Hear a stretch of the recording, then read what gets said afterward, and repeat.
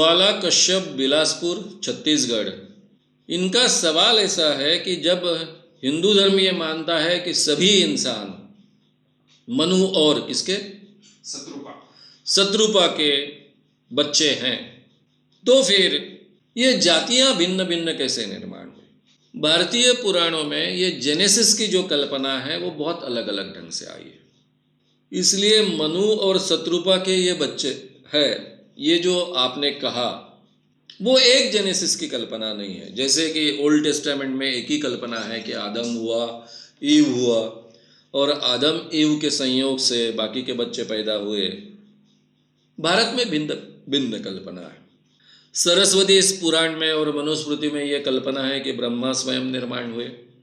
उन्होंने अप्सराओं का नाच देखा, अप्सराओं का नृत्य देखने के बाद में उनका स्खलन हुआ, उसमें से अगस्त्य ऋषि जन्म पाए। अगस्त्य ऋषि ने जब नाच देखा अप्सराओं का, तो उसके स्खलन में से सरस्वती का जन्म हुआ, और ब्रह्मा और सरस्वती के मिलन से मानव जात निर्माण हुई।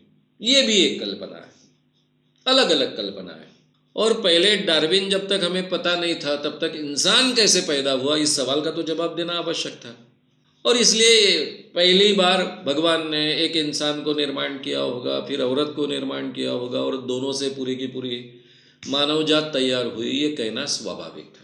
इसलिए यहूदी धर्म, क्रिश्चियन धर्म और मुस्लिम धर्म, ये तीनों धर्मों में आदम 5वें दिन 6वें दिन ईव पैदा हुई, और आदम ईव के संयोग से सभी के सभी ये मानव जात आज की तैयार हुई, ये मानना स्वाभाविक रहा। तो उस बहस को हम छोड़ देंगे कि मनु और शत्रुपा से हुआ या ब्रह्मा या सरस्वती से निर्माण हुआ, लेकिन इंसान तो सभी मूल एक ही है।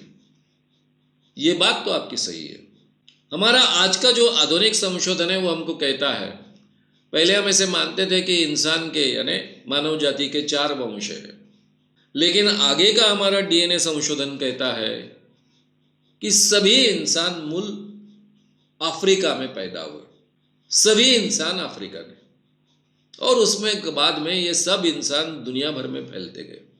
तो आज तो ये सिद्ध हुआ डीएनए टेस्ट के आधार पर कि सभी इंसान एक है, चाहे वो गोरे हो, चाहे वो काले हो, चाहे वो जाड़े ओठों वाले हो, चाहे वो पतले ओठे वाले हो, चाहे वो बड़े आंखें वाले हो, चाहे वो छोटी छोटी आंखें वाले हो, चाहे वो पीली नीली आंखें वाले हो, चाहे काली आंखें वाले हो, सभी इंसान एक ही इंसान की जाति से निर्माण हुए और पूरे दुनिया में फैलते गए। ये ज्ञान जो है वो जो हमारा पुराना ज्ञान था उससे मेल खाता हुआ ज्ञान, ये उत्क्रांति के तरीके से पैदा हुए, किसी भगवान ने नहीं पैदा किए। प्राणी जगत में परिवर्तन होते होते इंसान पैदा हुआ, पहले अफ्रीका में वो बढ़ा, बाद में दुनिया भर फैलता गया। जाति कैसे निर्माण हुई भारत में खास कर इसके बारे में बहुत अलग अलग धारणाएं, इसकी कोई इतिहास लेखन की पद्धति नहीं है, इसलिए बहुत सटीक तरीके से कहना कठिन है। सावरकर जी ने इसकी जो कल्पना की है वो ये है कि पहले जैसे मनुस्मृति के समय में, मनुस्मृति का समय माना जाता है 2700 साल पहले से लेकर 2000 साल पहले तक का, मनुस्मृति के समय में जातियां नाम की कोई चीज नहीं थी, केवल वर्ण थे, यही वर्णन मिलता है। और मनुस्मृति तो लॉ है, कायदे कानून की किताब है, उसमें केवल वर्णों का उल्लेख मिलता है। 4 वर्ण है, ब्राह्मण, क्षत्रिय, वैश्य, शूद्र, और 5वें वर्ण का उल्लेख है वो यानी चांडाल। ब्राह्मण पुरुष का अगर संबंध आया या फिर उसने शादी की शूद्र स्त्री से, तो भी शुरुआत में तो ब्राह्मण ही पैदा होता था। यानी ब्राह्मण पुरुष है और शूद्र स्त्री है तो उसको होने वाले बच्चे पहले ब्राह्मण ही कहलाते थे। क्षत्रिय ने अगर शूद्र स्त्री से शादी की तो भी वो बच्चे क्षत्रिय कहलाते थे। वैश्य ने शूद्र स्त्री से शादी की तो भी वो बच्चे वैश्य कहलाते थे, यानी बाप का वर्ण उसे मिलता था। केवल प्रतिलोम अगर शादी होती है, ब्राह्मण लड़की ने अगर किसी शूद्र लड़के के साथ में शादी की तो ये प्रतिलोम शादी निषिद्ध थी, इसमें से पैदा होने वाला जो व्यक्ति होगा वो चांडाल होगा। और फिर ये चांडाल में अलग अलग, ज्यादा चांडाल, अति चांडाल, अति चांडाल, यानी चांडाल लड़के के साथ में अगर किसी क्षत्रिय लड़की ने शादी की तो अति चांडाल। फिर उसको जो बच्चा हुआ उस लड़के के साथ में अगर किसी वैश्य स्त्री ने शादी की तो फिर अति चांडाल। चांडाल में ही अति चांडाल बनते गए। तो टोटल 5 वर्ण हुए, ब्राह्मण, क्षत्रिय, वैश्य, शूद्र। और प्रतिलोम विवाह से, यानी ऊंची जाति की जो स्त्री होगी उसके कारण जो बच्चा पैदा होगा वो चांडाल। ऐसे 5 वर्ण हो गए। जाति नहीं थी। फिर जाति का आग्रह कहां से आया? सावरकर कहते हैं मनुस्मृति का हवाला देकर कि आगे चलकर ये जो बात है उस बात पर बंधन डाले गए। उसके पीछे के कारण कुछ भी होंगे। कलर का संकर होगा,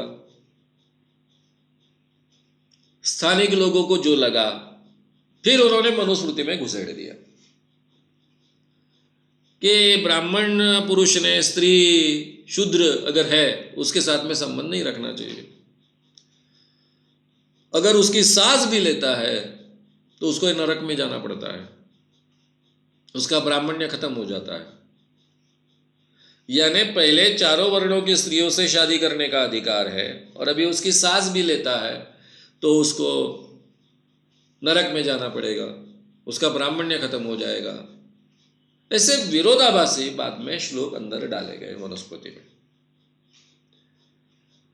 और फिर ब्राह्मणों ने ब्राह्मणों से ही शादी करनी चाहिए, क्षत्रियों ने क्षत्रियों से ही शादी करनी चाहिए। ये बातें उसमें से आगे पनपते गई। ये वर्ण शुद्धि या फिर रक्त शुद्धि का आग्रह शुरू हुआ और धीरे धीरे यह आग्रह इतना बढ़ते गया कि ब्राह्मण ने किस ब्राह्मण से शादी करनी चाहिए, ब्राह्मणों में ही अंतर्गत शादी होनी चाहिए। यानी आज के ज़माने में जैसा बोलेंगे कोकणस्थ ब्राह्मण है, देशस्थ ब्राह्मण है, कराड़े हैं, तो एक दूसरे के साथ में शादी नहीं होनी चाहिए। कोकणस्थ ब्राह्मण ने देशस्थ ब्राह्मण के साथ में शादी नहीं करनी चाहिए, वगैरह वगैरह। इस ढंग से धीरे धीरे ये रक्त शुद्धि के आग्रह के खातिर ये हमने रोटी तो चालू थी, लेकिन बेटी बंदी, बेटी व्यवहार बंदी हमने शुरू की और धीरे धीरे ये सब नीचे तक फैलते गया और उसमें से जाति व्यवस्था निर्माण हुई। निर्माण होने के कारण कुछ भी हो सकते हैं, लेकिन इसके कारण, बेटी बंदी के कारण जाति व्यवस्था पक्की हुई, इसके बारे में तो कोई डाउट नहीं है। अगर बेटी बंदी नहीं होती तो जाति व्यवस्था टिकती नहीं। ये जो बेटी बंदी आगे चलते गई, बहुत तीव्रतर होते गई, इसलिए जाति व्यवस्था टिकी। फिर जाति व्यवस्था किस आधार पर निर्माण हो गई? तो कुछ तो आधार तो चाहिए। व्यवसाय के आधार पर निर्माण हुए। ये भाई बर्तन बनाने का काम करता है मिट्टी का, कुम्हार, उसमें एक जाति। फिर ये कुम्हार कौन से मिट्टी के बर्तन बनाता है, उसकी एक जाति है। दूसरा कोई और मिट्टी के बनाता है, उसकी अलग जाति है। ये कुम्हार किस ढंग के चक्के पर घुमाकर बनाता है, उसके आधार पर जाति है। तो व्यवसाय में भी अलग अलग जातियां निर्माण होते गई। एक बार रक्त शुद्धि के आग्रह के कारण अगर जाति व्यवस्था निर्माण होनी शुरू हुई और उसके साथ में बेटी बंदी शुरू हुई, तो नेचुरली ये आग्रह और संकुचित कोई ना कोई आधार पकड़ेगा। जो आधार मिलेगा एग्जिस्टिंग सिस्टम में उसको पकड़ेगा। ये सब बातें सावरकर ने बहुत विस्तार से लिखी है। तो इस कारण जाति व्यवस्था बनी। हमारे देश में व्यवसाय के आधार पर जाति व्यवस्था आगे चलकर बनी, ये तो हमारे ध्यान में आता है। बेटी बंदी के कारण ये जाति व्यवस्था पक्की हुई, ये भी ध्यान में आता है।